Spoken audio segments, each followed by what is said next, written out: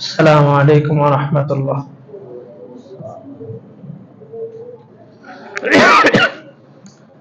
আমাদের ধারাবাহিক আলোচনা ছিল দাওয়াত কি, দাওয়াতের জন্য কি কি শর্ত, আর দাওয়াত না দেওয়ার কারণে উম্মতের কি ক্ষতি, আর দাওয়াতে কি উপকার। শুরুতে আলোচনা ছিল যে দাওয়াত শব্দটা ব্যাপক। দাওয়াত শব্দের অর্থ হচ্ছে ডাকা। আবিধানিক অর্থের দিকে লক্ষ্য করলে যে কোনো ডাকাকেই দাওয়াত বলা হতে পারে। এটা একজনকে আমি আমার ব্যবসায়িক একটা পণ্য বিক্রি করার জন্য ডাকছি, এটাকেও দাওয়াত বলা হবে। কাউকে নামাজের জন্য ডাকছি, এটাও দাওয়াত। কাউকে মেহমানদারি করানোর জন্য ডাকছি, এটাও দাওয়াত। মুয়াজ্জিন যে আযান দেয়, এটা সবচেয়ে বড় দাওয়াত, কারণ সে মানুষকে আল্লাহর ঘরে আল্লাহর দিকে ডাকে। আর এর চাইতে উত্তম শব্দ আর হতে পারে না। ওমান আহসানু কাওলাম মিম্মান দাআ ইলাল্লাহ। আয়াতটা নাযিল হয়েছে আযানের ক্ষেত্রে। সবচেয়ে উত্তম কালিমা হচ্ছে আযান। দোয়ার মধ্যে কি বলা হয়? আল্লাহুম্মা রাব্বা হাযিহিদ দাওয়াতি তাম্মা। পরিপূর্ণ দাওয়াত হচ্ছে কোনটা? আযান। পরিপূর্ণ দাওয়াত বলতে কি? আযান। আযানটা হচ্ছে সর্বোচ্চ 1 নাম্বার দাওয়াত। এখন আমি একজনকে আমার দলে আনার জন্য দাওয়াত দিলাম, অথবা ইসলামের দিকে দাওয়াত দিলাম, অথবা মসজিদের দিকে দাওয়াত দিলাম, এগুলো দাওয়াত। তবে সর্বোত্তম দাওয়াত কোনটা? আযান দেওয়ার। আর পারিভাষিক ভাবে দাওয়াত বলা হয় যে কোনো বান্দাকে আল্লাহর দিকে রাহবারি করা, আল্লাহর দিকে ডাকা, আল্লাহর দিকে আনা। এই দাওয়াতের জন্য সর্বপ্রথম শর্ত হচ্ছে ব্যক্তি গঠন। আমি নিজে ঠিক থাকলে তখন আমি আরেকজনকে দাওয়াত দিতে পারবো। আমি শত সমস্যায় জর্জরিত, তা আমি যখন দাওয়াত দিতে যাব তখন আমাকে যেমন মানুষ ঠাট্টার পাত্র বানাবে, এমনি ভাবে ইসলামটাকে একটা ঠাট্টার পাত্র বানাবে। এই জন্য যে ব্যক্তি দাওয়াত দিবেন, সর্বপ্রথম ব্যক্তি গঠন। আমি নিজের সততা এবং ন্যায়পরায়ণতার উপর আসতে হবে। সর্বক্ষেত্রে আমার মধ্যে সততা এবং ন্যায়পরায়ণতা থাকতে হবে। বলছিলাম যে আল্লাহ রাসূল 40 বছর পরে নামাজ, রোজা, হজ, যাকাত পাইছেন। 40 বছর আগে রাসূল কি ছিলেন? একজন ন্যায়পরায়ণ ছিলেন, একজন সত্যবাদী ছিলেন। এই রাসূলের দাওয়াতও মানুষ গ্রহণ করে নাই। তা আমি সারাদিন সুদের কারবারে জড়িত, আমি সারাটা সময় মিথ্যা কথার মধ্যে জড়িত, আমি সারাটা সময় সমাজের মধ্যে অন্যায় অনাচারের মধ্যে লিপ্ত। তা আমার দাওয়াতটা মানুষ গ্রহণ করবে কিভাবে? তা আমি যে দাওয়াত দিতে যাব, আমি কি নিজেই ঠাট্টার পাত্র হবো শুধু, নাকি ইসলামকেও ঠাট্টার পাত্র বানাবো? এই দাওয়াতের কাজ দিয়ে সমস্ত নবীরা অনেক কষ্ট মুজাহাদা করে তারপরে দাওয়াতের কাজ শুরু করছেন। বলছিলাম যে ছাগল চড়াইছে নবীদেরকে দিয়া। কেন? এই দাওয়াতের কাজ অনেক কঠিন।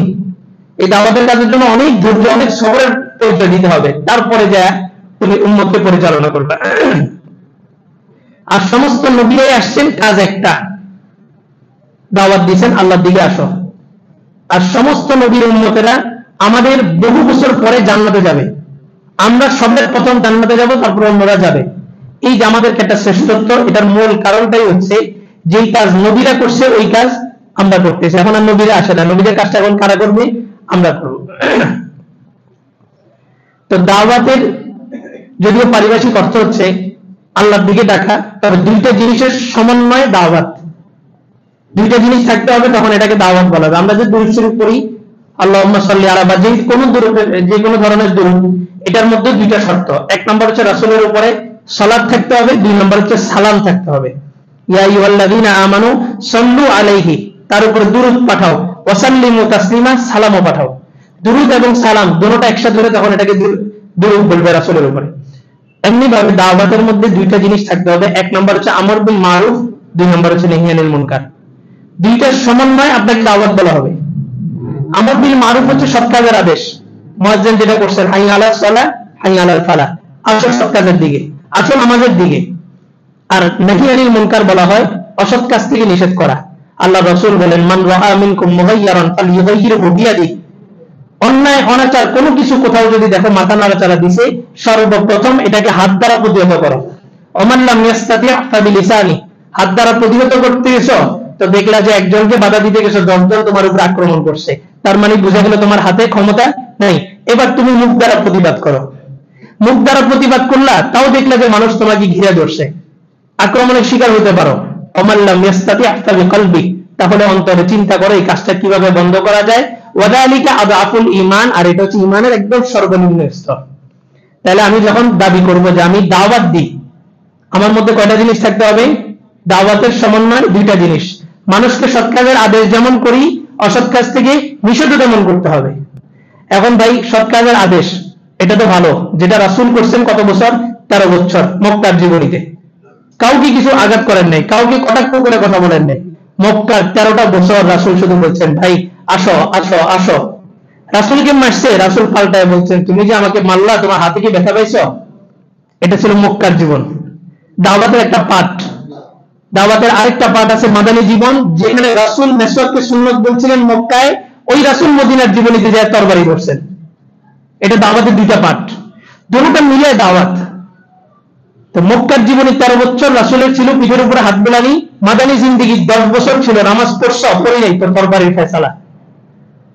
আল্লাহু আকবার। আজকের গতকালকের রিপোর্ট, সিরিয়া, ফিলিস্তিন, জেরুজালেমের কোন হসপিটালে আর কোন বেড খালি নেই। সমস্ত বেডগুলো আমার মুসলমান ভাই বোনদের জর্জরিত ক্ষত বিক্ষত দেহ দিয়ে ভর্তি। আমি এখনো বলতেছি আসো আসো। আমি এখনো রাসূলের মুক্তি জীবনের মধ্যে আছি, মাদানী জীবনে চিন্তা করতে পারি না। আবার আমি নিজেকে বড় দায়ী দাওয়াত দিতেছি। প্রত্যেকেই দলীয়ভাবে চিন্তা করতেছে, আমার দলের 3 চিল্লার সাথী বাড়াইতে হবে, আমার দলের জামাত ইসলামের লোক বাড়াইতে হবে, কিন্তু কারোর মধ্যে এই ফিকিরটা নেই যে আমার মসজিদের মুসল্লি বাড়াইতে হবে। এই ফিকির কারোর মধ্যে নেই। সবাই দলীয়ভাবে কাজ করতেছে। ইহুদি খ্রিস্টানরা আমাদের মধ্যে তাদের কালচার দিয়ে দিছে, 31 নাইটের প্রস্তুতি নিয়ে রাখছে সব মুসলমান। এদিকে আমরা 31 নাইট দিয়ে ব্যস্ত, আর ওইদিকে তারা আমার ভাই বোনদেরকে বুলেটের আঘাতে জর্জরিত করে দিতেছে, ক্ষত বিক্ষত করে দিতেছে। কিন্তু আমি এগুলো জানিও না। এই সমস্ত কথাবার্তা চলবেই, কিন্তু এটাও বাস্তবতা। আজকে ইশারের পরে সমস্ত মুসলমান ছেলেগুলা যায় 31 নাইটে আনন্দ উদযাপন করবে। ঈমান কি? নামাজ পড়ার নাম ঈমান? ঈমান মানে হচ্ছে তাদের সাথে বিরোধিতা করা। আল্লাহ রাসূল বলেছেন খালাফুল ইয়াহুদা ওয়ান নাসার, খালিফুল ইয়াহুদা ওয়ান নাসারা ফি আয়াদিহিম, তাদের সমস্ত উৎসবগুলোতে তাদের বিরোধিতা করা। কবি বলছেন জিंदगी की बेवर से एक ईद गिर रही है और नादान कह रहा है कि नया साल मुबारक हो। আমার জীবনের একটা বছর চলে যেতেছে আর আমি আনন্দ উল্লাস করতেছি নতুন আরেকটা বছর আসতেছে। পিছনের বছরের হিসাবটা কে নিবে? আখিরাতে তো এই পিছনের বছরের প্রতিটা সেকেন্ডের হিসাব দিতে হবে। তো তারা আনন্দ করবে আতশবাজি ফোটানোর মাধ্যমে। আমরা এই দিনটাকে তাদের বিরোধিতা করে আজকে সবাই প্রতিজ্ঞাবদ্ধ হয়ে আজকে আমরা তাহাজ্জুদ পড়বো। পড়বো ইনশাআল্লাহ। ইশারের নামাজও জামাতের সাথে পড়বো, ফজরও জামাতের সাথে পড়বো। কি হবে? আল্লাহ রাসূল বলেন মান সাল্লাল ইশা ওয়াল ফাজর বিজামাআতিন কানা লাহু কাকিয়ামুল লাইল, যে ব্যক্তি শুধুমাত্র ইশা এবং ফজরের নামাজ জামাতের সাথে পড়বে, আল্লাহ তাআলা তার আমল নামায় সারা রাত নফল নামাজে দাঁড়ায় দেওয়ার সওয়াব দান করবেন। অন্যান্য দিন 12টায় দোকান বন্ধ করছি, 1টায় দোকান বন্ধ করছি, আজকে দোকান ইশারের পরপরই বন্ধ করে দিব। পারবো ইনশাআল্লাহ। আল্লাহ তাআলা সবাইকে কবুল করুন। দাঁড়িয়ে কত